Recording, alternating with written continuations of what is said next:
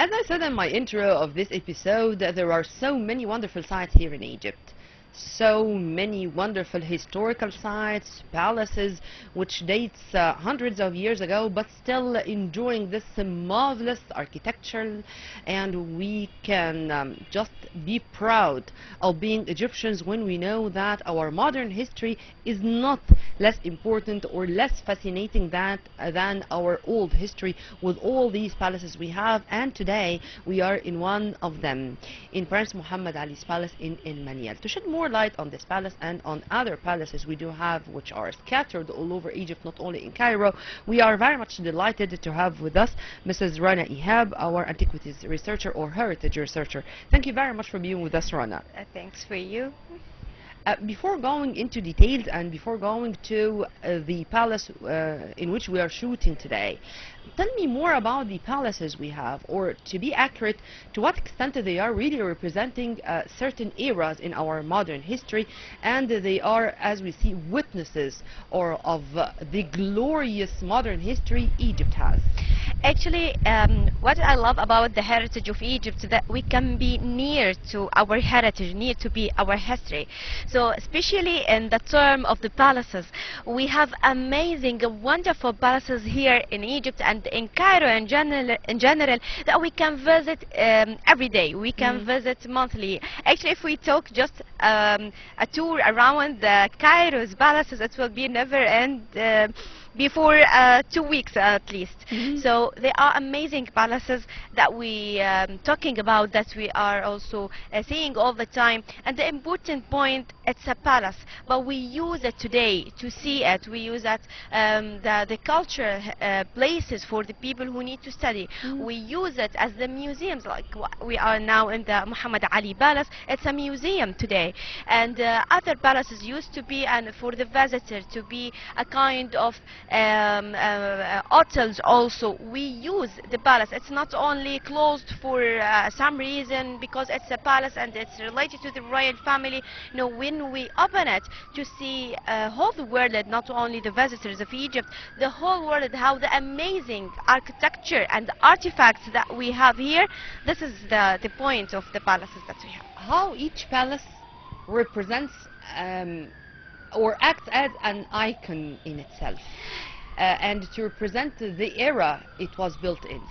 Actually, talking specifically about Muhammad Ali Palace, some people, when we are mentioned that is Muhammad Ali Palace, the first name comes on their heads that's related to the Muhammad Ali Pasha, the founder of modern era of Egypt. And this is not true, because this is the grandson of Muhammad Ali. This is Muhammad Ali Tawfiq. He is a prince, and he is supposed to be in the throne of Egypt by way or other, but because King Farouk have already his son, so he didn't take the throne.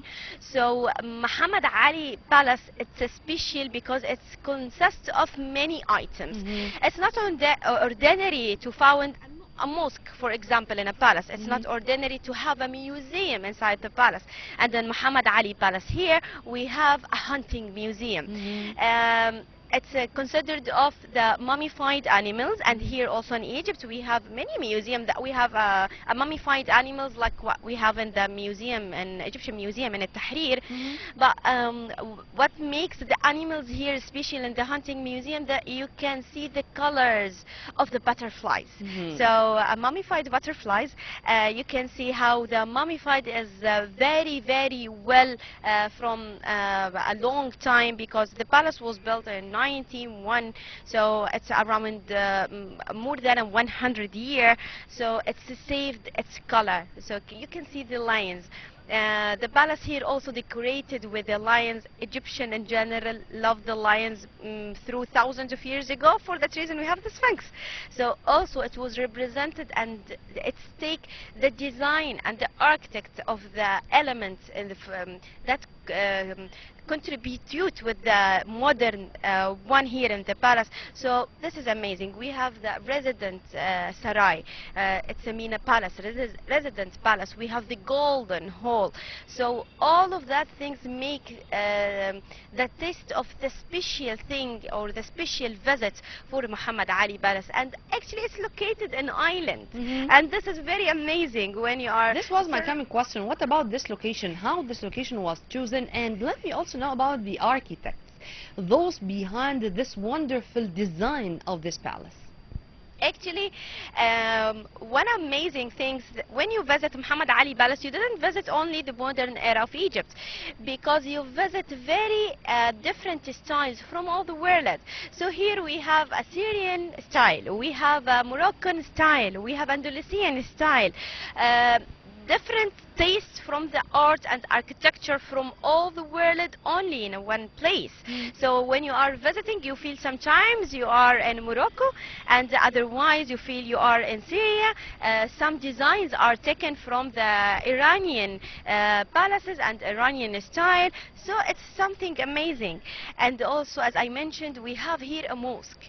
So the mosque we have, when you enter, you will find the whole wall mentioned the name of all the people who worked in this palace and worked in the even in the covers of the palace.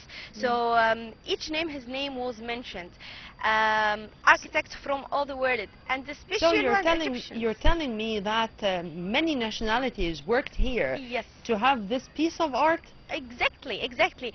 That's what makes the special taste of this palace. Okay. Different people work it to create a masterpiece. For that reason, we are here today. And how much time did it take to have it built? Actually, it's taken around 7 years Oh. to be built, and it was opened. The hand was changing through the time on this palace, and after 1952, it was taken by. It was given from the owner to the Ministry of Antiquities in that time to work in the restoration and the preservation of the palace, and it's back again to the life. How was the restoration work, or how was the renovation process, and if it was also implemented by Egyptians, or we had foreign experts, for example, who came here particularly to share in this renovation Actually, process? we have foreigners working in the restoration here. The project is very huge project and very important project for Egypt. When we are talking about something to be able for the visitors to open, we need everything to be preserved well, and we need everything to be in a safe. So we are working in the same lines here. So the efforts that had been, and actually still today we still have a lot of restoration and a lot of projects to make in this palace. It's never ever we stopped all of these restorations. And actually something happened in Egypt that we have as a very special artifacts or objects here. Actually it's a bed made from a silver for a princess. It's completely made from silver, and it's weight around 300 kilos. It's very huge and very big. When a visitor comes to the palace and they didn't see the bed, where is the bed? Actually, it was in the restoration. Some restoration we need to made in the palace. It's important, and other we need a lot of equipment that it's not affordable here, or it's hard to move all the machines to this palace. So we are taking the bed for amazing place or the suitable place to make the restoration or the preservation of the object itself, especially it's a unique one. Well, Rana, I'm really happy to see many youth coming to visit the palace here, and I think that this is an experience which should be acting as unforgettable moments and unforgettable experience, and they are going to turn back even to tell their comrades, their friends, that they should go and they should see the wonderful place or visit the wonderful place themselves. How do you see the importance of having school trips, for example, to such places or to such palaces, if I may call it this way, and to be for them a way to cement or to boost the sense of belonging of the new generations. We do belong to such a wonderful, big, great nation, and this is one of the symbols we have. Actually, during the last 10 years here in Egypt, a lot of ideas was changing about the education or to the youth about their heritage. Nowadays, we are doing many kinds of trips for universities, for schools, to those places to feel how the heritage of Egypt. I mean, it's sometimes how to feel the heritage. It's something not usual here. But when you are going around all of these amazing trees, walking around the buildings, the houses, and see the small details, tiny details, and understand what is behind those small details, what is the stories happened during all of these areas. This is how people, or how especially Egyptian, feel their heritage. How actually all of those people in the future, they will be engineers, they will be doctors, they will be philosophers, they will take a lot of amazing things. When they understand the history and why we built this palace, what is behind these walls, they will take all of these to their minds, to their stories, and they are starting another new projects. I think that this is part of our collective consciousness. Yes. And this is something to be conveyed through generations. For sure. But you know, you are gonna find some voices who are saying, no, this is only good, or this is only beneficial for the students who are studying in faculties of hotels and tourism, or those who are studying in fine arts or stuff like that. But for other students in different other difficulties, no, it's not going to be that beneficial. If you are gonna answer these claims, what you're gonna say? Actually, all of us love stories. So, especially as Egyptians. So, when you need to know about more stories, you need to visit. And actually, something I like, yes, happened through in Egypt through the last days, that we not only using the palaces for the visitors, we also welcoming the concerts. We also welcoming the important events. We also hosting weddings.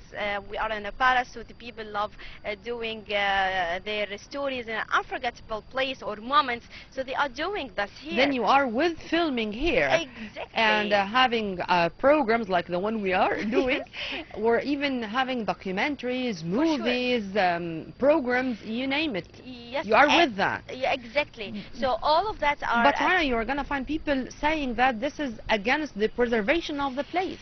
Actually, if we harmful the place by our cameras, we are not opening flash now. We actually depending on the natural light, and we are filming. Now, did you see something harmful for the palace? Actually, we're doing a kind of marketing for the palace to help the palace in growing with the visitors.